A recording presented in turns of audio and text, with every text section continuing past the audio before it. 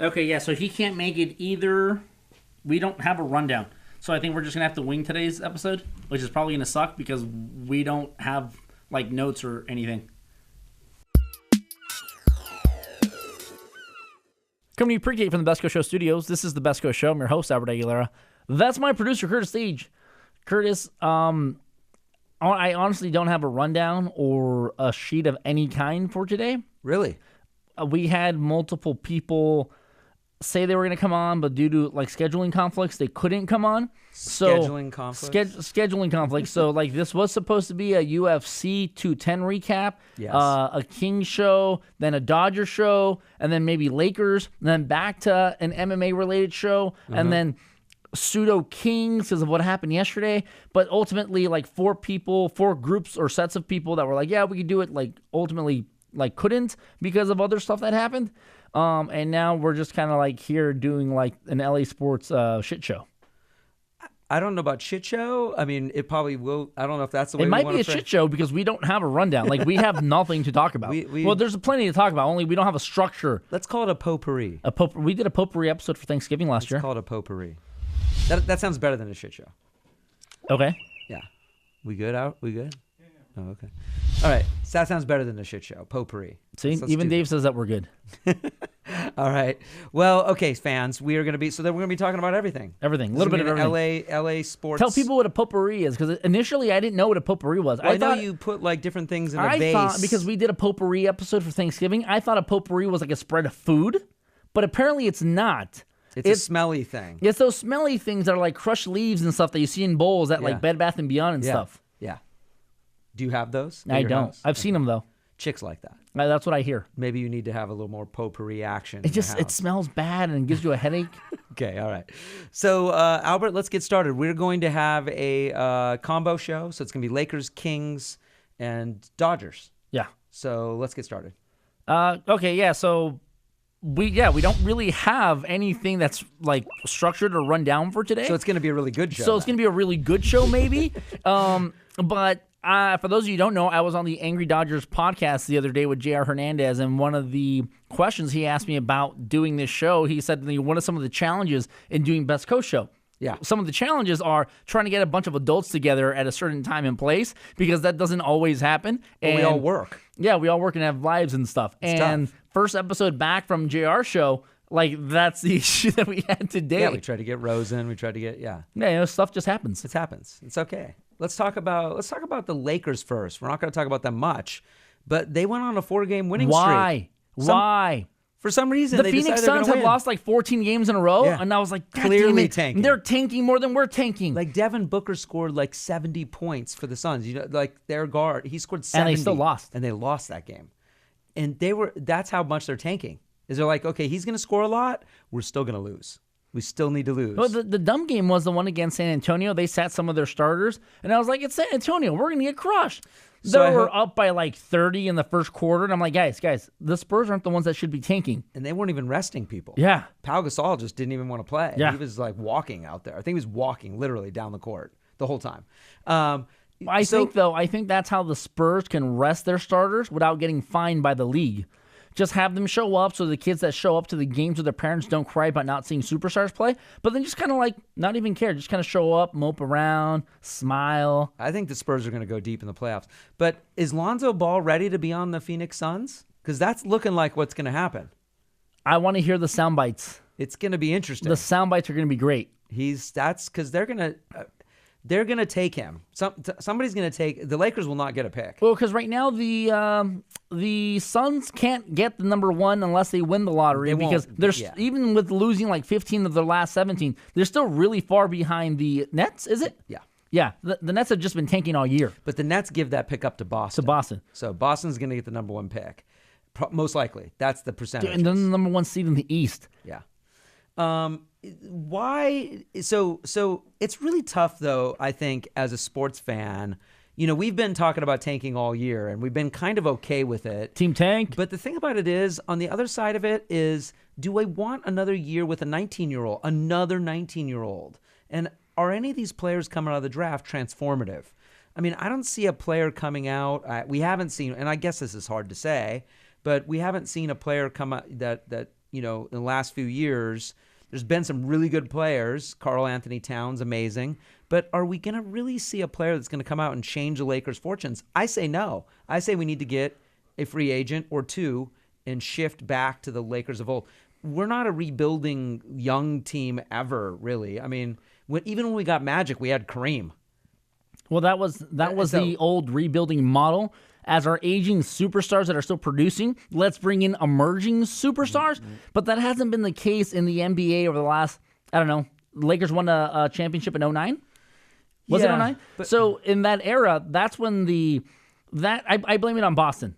Boston started the era of hey, let's go hang out. Team. Exactly. Let's go hang out on a boat in Miami and form super teams amongst players because it would be against the rules for executives and GMs and NBA personnel to do that. But it's not against the rules if players do it. So then Boston did it, and then Miami did it, and then Cleveland's doing it. Cleveland did it, and now you have. I don't think Golden State did it because. Are you kidding? They got Kevin Durant. No, Golden State didn't do it. Golden State had these young guys that turned into superstars. Because if you look at the Golden State payroll, no one's getting paid shit. In 2 years, will be. In 2 years, when they have to pay these guys, good luck. I don't know if their ownership is cheap or not. They just happen to have a set of these like great talented players that were really young, came out of the draft, and are the best team in the NBA. But the whole Kevin Durant thing was Kevin Durant came out to the Golden State. He wasn't recruited on some boat with hookers and coke. They were like, hey, you know what? Who was? Was there somebody? I'm willing to bet that's how the Heat were built. I'm willing to bet that's how the Heat Chris were built. Bosh came because of that? Yep. Okay. Hookers and coke in Miami. All right, Miami never left the 80s. No, that is just still built on hookers and coke. Yeah, have you seen that city? You go to Miami, and aside from the Lambos that you see driving around from the rich guys that sell coke, it's like it never left the 80s. People still dress the same. Yeah, it's a time machine. Yeah.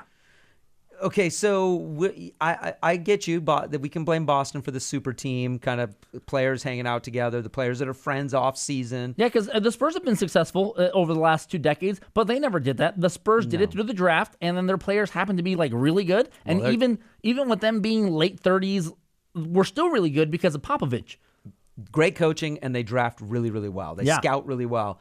The Lakers are going to have to start doing that. But, I mean, are Laker fans ready for another? This is the 3 worst years in Laker history. Mm-hmm. The worst years. And you're a little young for this, but I've lived through the best years in Laker history.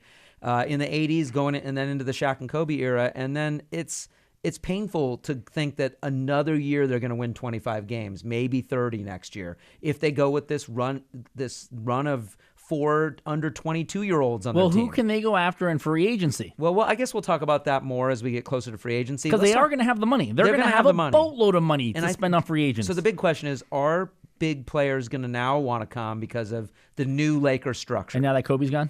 Kobe's gone. Magic's running the show with Pelinka. Genie Bus is running the show. All the new guys can get max contracts. Yes. So is that – I think that's where we're looking at. I think these young players don't care about who's in the draft and who's not. So I kind of applaud them for winning 4 straight. It's at the end of the season and nobody gives a shit anymore. Well, how many games do we have left? Like 4? 2. 2. Okay, so we're locked into the number 3 spot because we're 3 games worse than the 76ers. So no matter what, we are a top-bottom team. Yes. So we're going to get a protected top 3 lottery pick. Now, what are the odds of the Lakers getting the number 2, number 1? Well, the last 2 years that we ended up as a bottom 3rd team, we ended up getting the number 2 pick. Well, we want the number 2. We want to be the second worst, so we have a better percentage of getting the number 1 pick. Yeah, but whatever. Whatever. So here's a more important thing, maybe. This is the first time in 20-some-odd years the Lakers haven't been in the top 10 in jersey sales. We don't have any superstars. There's no singular player. We don't have a name brand player. Kobe sells more jerseys still than any current Lakers combined. He sells more jerseys still. Because we don't have any superstars. No superstars. The Lakers are in the top 4 in merchandise total. Yeah, sales. Because everyone buys our little owl. Everybody buys T-shirts, basketballs, but they're not buying posters. Specific player jerseys. No, because we don't have a superstar. How is this possible? We don't have superstars. We're going to need one. Who's available in free agency? Who can we get via the draft? Who can we get? Would you want to bring Blake Griffin across the hallway? Blake Griffin is not in the top 20 jersey sales in the NBA. I think he would be if he was in the Lakers. You think so? Yeah. Maybe. He's still a great player. I don't know if he's not a championship player. Here's my question. the Lakers and Clippers share staples, right?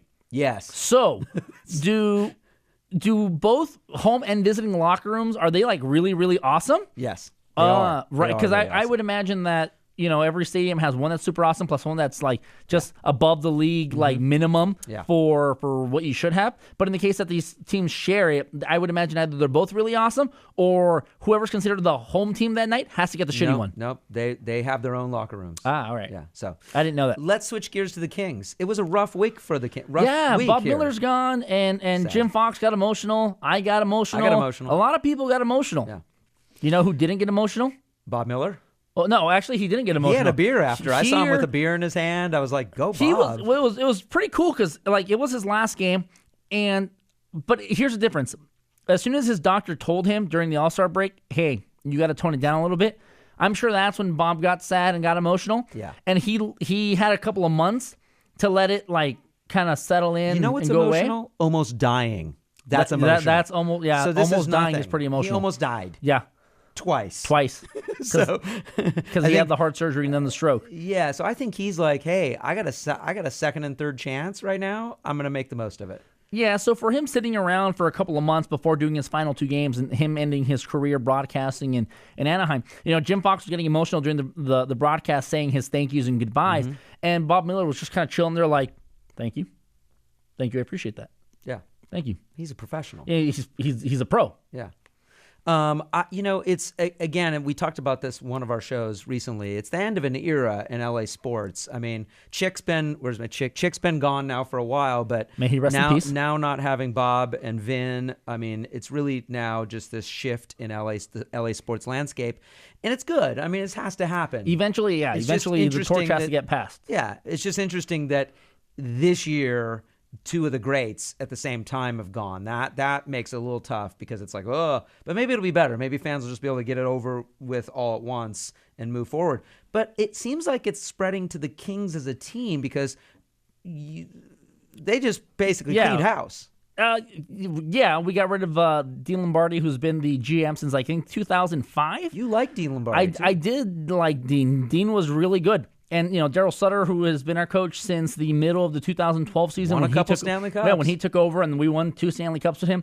And it's based on the performance of the team the last 3 years and the way the players were reacting to Daryl Sutter and the things that you heard in the media. Yeah. And then when they supposedly locked him out of the locker room in Tampa, it was kind of like, okay. The writing was on the wall. The writing was on the wall, but then they decided to extend him last summer. That was a little confusing. That was a little confusing to people. So it was like, okay, what's going to happen this year? And Dean Lombardi and Daryl Sutter have had a relationship for a really long time. They're kind of in tandem. So if one's going, they're both going. Right. But what I thought was weird is that I figured Daryl Sutter would be gone, but I didn't think Dean would go as well. But now they're both gone. So Robitaille becomes the president of hockey operations. Rob Blake becomes the new GM.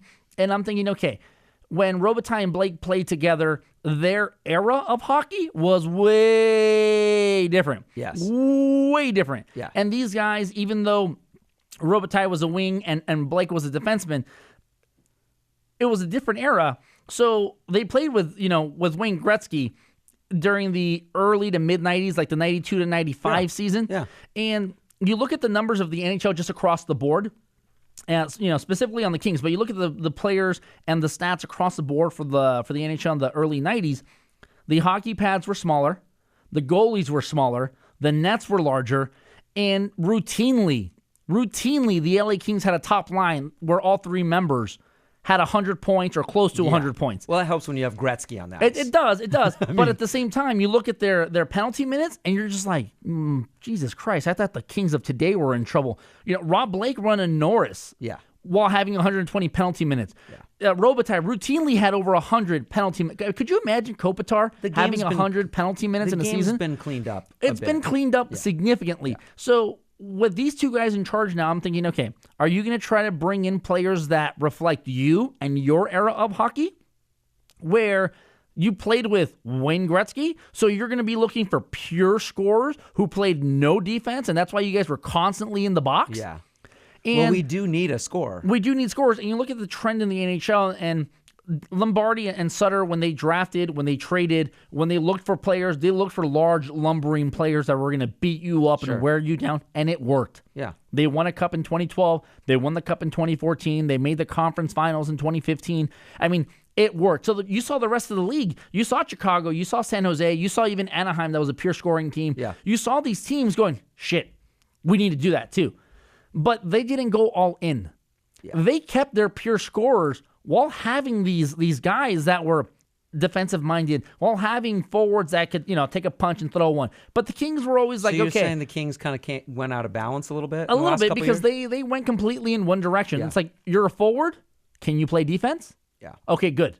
And you're a defenseman, can you play defense? Okay, good. You look at other teams, specifically San Jose, it's like, can you play defense? Yeah, but I used to be a forward. Okay, great. That means you can score and play defense? But defense does win Stanley Cups. It does. I mean, it it's did. Rare. It did. Okay. It did. You look at the Kings, top 5 defensive team, top 5 goals against, top 5 Corsi, top 5 5-on-5 puck possession, and how routine was it that the Kings were outshooting their opponents 2-1, literally 22-23 to 10-12 while losing 1-0. So they were doing their model. And what was working for them was working, with the exception of the scoring, because of the rest of the league was like, okay, we do need people that can score, but the scorers are going to score, the defenders are going to defend. Meanwhile, the Kings were like, okay, you're a forward and a center, but can you play defense? Because defense comes first. Defense has to be first. Yeah.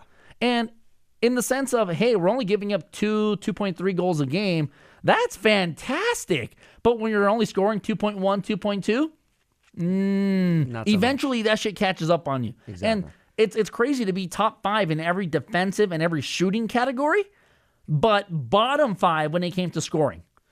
And not all of that is a coach's fault. I mean, there was a lot of people blame it on Daryl Sutter because he was too stubborn to play the kids. It's like, True. hey, to develop them and get them. It's not even developing them. It's kind of like, okay, this guy can score. Why isn't he playing? Yeah. Meanwhile, you have these guys that are in their mid-30s that have bloated contracts that are handcuffing us that we acquired via trade because they're a veteran presence, which is great. But when you're in your mid-30s as a forward and you have to defend other forwards that are in their early to mid-20s who are just zooming past you, it turns into a problem. And it's something that the Kings had experienced over the last couple of seasons. And then they got hamstrung with those contracts, so there was no way. They didn't have any room to move. I mean, when the season started, what did we say? We were literally $200 away from the cap ceiling. Literally $200. Yeah, a Costco trip away from the cap. Yeah. So is this going to be a summer where the Kings clean house player-wise too, do you think? It's going to be really interesting because the expansion draft is this summer, and initially the expansion draft was not going to release the names of the players that were up for grabs. Yeah. But the NHL was like, you know what? Okay, we'll put out the list of players that are available and not available. Are they doing that for promotional purposes? It just to get people excited. It gets people something to talk about. I mean, Las Vegas is the expansion team. They have to take a minimum of, I believe, $35 million in the expansion draft, and then before the season starts, hit the cap floor of what I think is now $53 million. Yeah. So a lot of teams are going to be throwing out bloated contracts. We are going to put Dustin Brown and Marian Gaborik on that list, and we're hoping they take them. Yeah. And it's kind of like, okay, what if they don't? Then we have to figure out a way to entice other teams via trade, via draft, via something to take on these contracts so that we can get rid of some players that are handcuffing us. So the new regime, the new front office, and whoever our new coach is going to be, try to develop their way of play. Yeah, exactly. Well, we'll talk to John Rosen, I guess, probably in the next week or two about what are some of the outlooks. And we'll see if we can get him to speculate. So that's hard. That's hard. John does not like to speculate. We like to speculate. We do. So let's talk a little bit Dodgers. So we're just, look, the season just started. We're a 500 team. We're 4-4. It's hard to put. Did we pay Kenley Jensen too much money? No. It's hard to put. He did blow a save. Through 8 games, he's been the worst reliever in the bullpen. Okay. Yeah. That's fine. Kenley Jensen gives up a run. We go like 15 and a half innings without giving up any runs, and then Kenley Jensen comes back in, gives up another run. I'm just saying. Our bullpen's been really good right now. Yeah, they've been really solid. Even Chris Hatcher. Everyone's been solid. Everyone's been solid. Baez hasn't pitched yet, though. Everyone's been solid. So the Dodgers are 4-4, plus 17 on the run differential, and they have the highest run differential in all of baseball, but sit in third place and are 4-4. Well, and that tells you something. So, I mean, That tells you that our fucky lineups are fucky. the lineup, The lineups are stupid. It's every day there's a different lineup. In, what is it now, 8 games? So going into last night's game, we had 5 different lineups in 7 games. Can I just say that our left field is the worst defense in baseball, too? Andrew Tolles Because we don't have a left fielder. Andrew Tolles doesn't know how to play left field. He doesn't. And Scott Van Slyke. Doesn't know how to play left either. And then Gutierrez, he's old. And he just tore his hamstring. Yeah, he got hurt running to second base. Yeah. Off John Lester. Which we knew that was going to... Can we talk about Jock Peterson? Yes, Jock was great. Guys, I don't know if you saw this last night, but Jock was he was literally in a 3-point stance like softball. He was leading off the base like a softball player would lead off, only he wasn't on the bag. He was like 14 feet off the bag. Now, here's the thing that bothers me. Why doesn't he run? Yeah, why doesn't anybody run? Here's the thing with John Lester, right? He doesn't throw to first. Because he can't. I don't know that. You know why I don't know that? Because I've never seen anyone try to run on him because everyone just thinks they're going to run on him to try and psych him out. They'll literally get a quarter or a third of the way to second base before coming back. And I'm like, if you're that far off the fucking bag, just go. Yeah. Just fucking go. Well, because he can throw to second base okay. He cannot throw to first base. Right, but here's the thing. If there's a runner on first base and you get off to throw, you have to throw to first base. Otherwise, it's a balk. Oh, that's right. If you're right-handed and there's a runner on third and you get off to throw, you have to throw to a base. If there's no one on first, you have to throw to third or it's a balk. How is a major league pitcher can't throw? It's in his head. He gets paid to do one thing and one thing only, and he does it well. He does. So, our problems with left-handers, we got a little bit better over the weekend. We don't have you know where the problem with left-handers is? It's mental, because they keep telling them they have problems with left-handers. That's what it is. It's psychology. It's like, well, I mean, statistically speaking, the Dodgers are the worst team against left-handers in terms of batting average, on-base percentage, and OPS. Yeah. Now, why is that? Because psychologically they feel they can't hit left-handers, and they're never given the opportunity to hit left-handers. So they need a therapist to come in? I think they need a sports psychologist to come in, and at the same time, I think someone needs to tell the front office to come the fuck down with their stats and let people play, because you're never going to get better at anything if you don't actually do it. It's like, hey, you fat fuck, get out of the gym. What are you trying to do, lose weight? What are you doing in the gym trying to lose weight? You're fat. Get out of here. That's exactly what they're doing. I agree. When I see a fat person at the gym, I'm going, yeah, you get it, bro. You fucking lose the weight. You. Well, listen, Jock's playing more against lefties. They haven't been platooning Jock against lefties. Only one game did they take him out. That was when TK started in Colorado? And Dave said that was a rest game, that wasn't a... That's bullshit, because at the time we were 4 games into the season. You're going to rest people 4 games in? Get the fuck out of here. Dave wants to give the whole team, at-bats. He wants to get them out there. This isn't Little League. This isn't Little League. Lonzo Ball doesn't have his dad in the crowd who's going to be yelling at Dave Roberts, hey, let my kid play. Okay. So we're scoring runs. Our bullpen's looking good right now. Our starters, Clayton... Have we had any starters besides Kershaw on opening day go more than 5 innings? I don't think so, right? Everyone else has been getting pulled in the 5th or earlier. 5th or 6th. Look, Kershaw should have got pulled in the 5th, because in the 6th the other day, he looked terrible. All of his pitches were right down the middle meatballs, and they hit back-to-back homers off him. He had 3 home runs in that game against him. Look, it's in Colorado, so he didn't have a bad game here. Yeah, but it's going to happen to everybody. At some point, every pitcher has a bad game. That's the first time in Clayton Kershaw's career that he gave up back-to-back, right? First time. How is that even possible? He's been in the league for 10 years now? Yeah, something. It's like, how is that even possible that that's happened? Uh-oh. Is Kershaw on the decline? I don't know. Maybe. And he needs to pitch his ass off this year, because this is the option year for him, is it not? Here's what bugs me. Yes. And here's what bugs me. I don't think he needs to pitch his ass off. No, I don't think this is I think next year's his option year. Well, he's favored to win the Cy Young this year. Here's the deal. Favored. Here's the deal. Why doesn't Grandal go out to the mound ever when Kershaw pitches? Ever. Because I'm sure Kershaw's like, listen, bro, I don't want to hear your shit. AJ used to go out. Because him and AJ were bros. So they were talking about barbecuing and stuff? Yeah. He's like, hey, so what are we doing after the game? There was never, hey, your pitches are a little high and they're right down the middle. And batters see them really clearly. I'd imagine he would come out and say something. Kershaw would go, what fucking difference does it make? It's not like you're going to catch it. Okay. That's what Kershaw's probably telling Grandal. That's true. Did you see him yesterday? He was just dropping shit left and right. And I'm like, I understand that Alex Woods has a funky delivery. Because he does. He has a funky delivery. But so does Kershaw. And it's like, bro, it's hitting you in the glove. Why aren't you catching it? I think he needs a new glove with some stickum stick him on put the some inside of the tar glove. in his glove or some bullshit. Yeah, exactly. He does drop a lot of balls. He drops a lot. Most of the time, it doesn't hurt us, but we've had a lot of errors too recently, so they just need to clean it up a little. I think they're actually playing. They could easily be 6-4 or 6-2. They could easily have won 2 of those games. You mean they could have the same record that the MLB leading Arizona Diamondbacks has? Whatever. How long is that going to last? I mean, they did get A.J. Pollock back, which he was a big difference maker, and they didn't have him last year.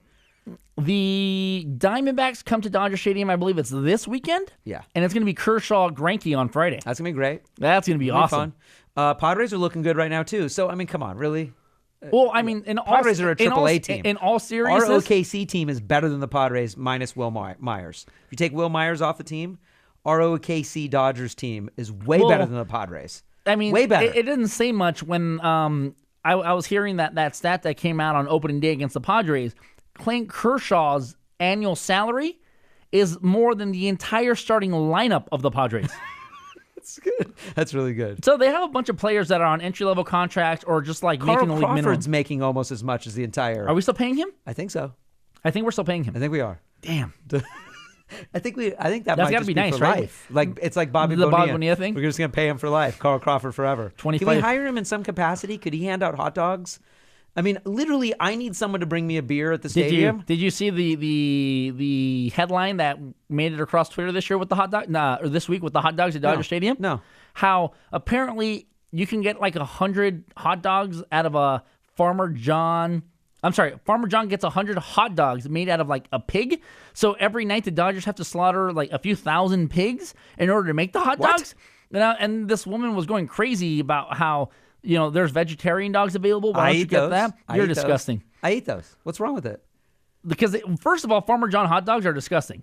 I don't eat those. They are. They're disgusting. I can only imagine that the vegan ones or the vegetarian ones taste even worse. No, they're good. I've had the turkey ones there. Yeah, but you don't eat meat, which is weird. I eat turkey and fish. Would you eat grasshoppers? In Seattle, I saw that. I was thinking about it. Spicy? I don't. It's crispy, spicy. And crunchy. Crispy. Fuck, that sounds good. It sounds like a Butterfinger. It's a Butterfinger. Crispy, spicy, and crunchy. Butterfingery. Would you eat that? Yes. Those things were big, too. I would try. Look, I would try Dodger fans, they were like this big. I would try it. Now, would I grab them like popcorn and start eating them? I don't know. I've never had grasshopper before. Okay. Dave, have you had grasshoppers? They don't. No. Not at Coachella or at Burning Man or anything in your wilderness. Coachella. Well, he goes to the freaking. I don't think he goes to those. The concerts in the middle of nowhere. I'm sorry, but fuck Coachella. Okay. Fuck Coachella, I'll buy that. I don't think they sell them at Metallica concerts. Do they sell them at Metallica concerts? And they definitely don't sell them at the Patriots Gillette Stadium. I don't know. Brady may have. Brady might implement that. Avocado ice cream? High protein. I've heard that avocado ice cream is good. I don't know. I've never had it, but I've heard it's good. Really? Yes. I love avocados. But going back to the grasshoppers, I would try one just to say that I've tried it. They're not crickets. These things are big-ass grasshoppers. I would try it just to say that I've tried it. Because, listen, I'm Mexican. I've been to a taco truck. You eat tongue. I've had tacos de cabeza, de lengua, tripas, buche, all that stuff. Yeah. And it's good. It's fucking good. Okay. We're going to try to get Joe Davis to eat some of these things. When next time we meet up with him, we're going to barbecue with Joe Davis and try to get him to eat some. I've seen his barbecue. They're very white. It's very white. I'm not going to call them episodes. Not episodes yet. Joe, it's not yet. We're going to... But I want to run by the idea of whenever ESPN has to broadcast Dodger games, that means Joe Davis will not be doing them because the garbage team at ESPN does it. Wait, you mean the Cubs lovers? The people married to the Cubs? What ESPN does is they have a circle jerk about the Cubs, and then instead of showing you the game... they cut to the booth the entire time. And, okay, I'll be honest, they split screen it. It's like 70-30 booth to game. Yeah. But you're shooting inside the booth, which I don't give a shit about. I don't care to see the booth. I want to see the game.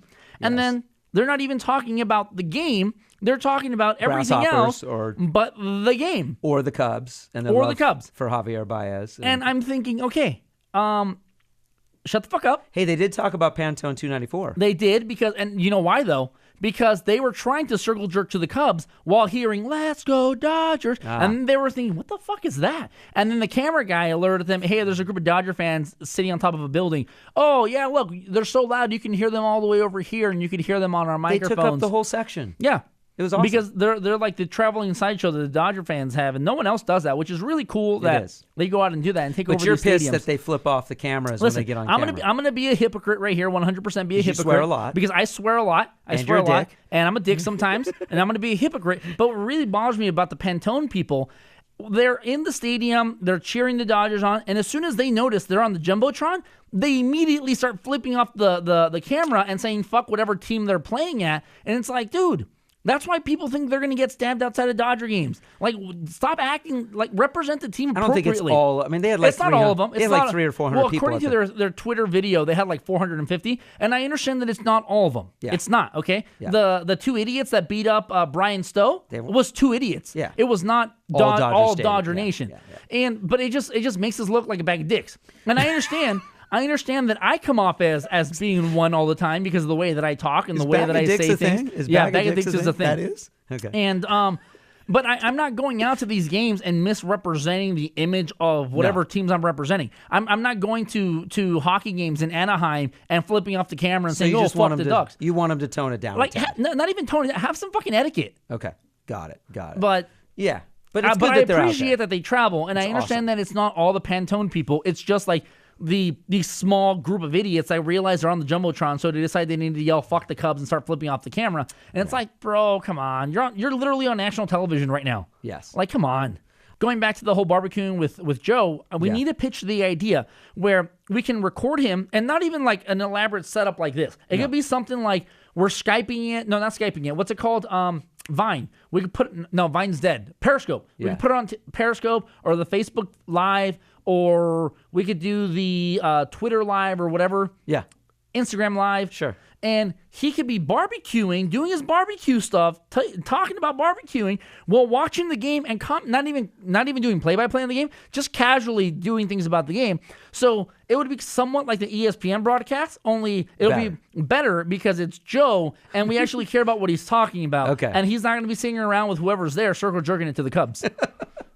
All right. Bag of dicks and circle jerking. That's your key stuff today. That's the key stuff. We didn't have a rundown. We didn't have an actual show plan today. It's a mess. It's a total disaster. We're literally just winging this show. It's a disaster today. And it's probably will have the most watches today. Wouldn't that be funny? Like if our winged episodes was like the most best one.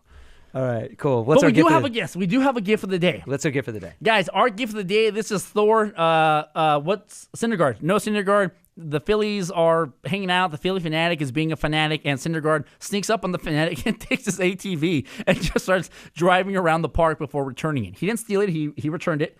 But I thought it was pretty funny that Syndergaard just jumped on it and took it. Awesome. Yeah. Guys, softball tournament. Quickly. Okay, softball tournament, April 29th, thelfp.com. We still have plenty of spaces available. So come out, have some fun with us. Help the LA Mission charity because it's going to be great. It's only one day. A lot of you guys have been asking if it's a league. It's not a league. There's no commitment other than the one fucking day. They have beer there. Yeah. So come out and support the LA Mission charity and help us play softball and just totally wreck the other teams. It's fun. Guys, that's been our show. Don't forget to stalk us on Twitter at Best Coast Show. All the behind-the-scenes stuff, pictures, news, and articles can be seen on the website, bestcoastshow.com, and on the Instagram at Best Coast Show. But podcast. Don't forget about the podcast. We're on Stitchers, iTunes, SoundCloud, wherever podcasts are heard. But that's been our show, and you guys have a good night.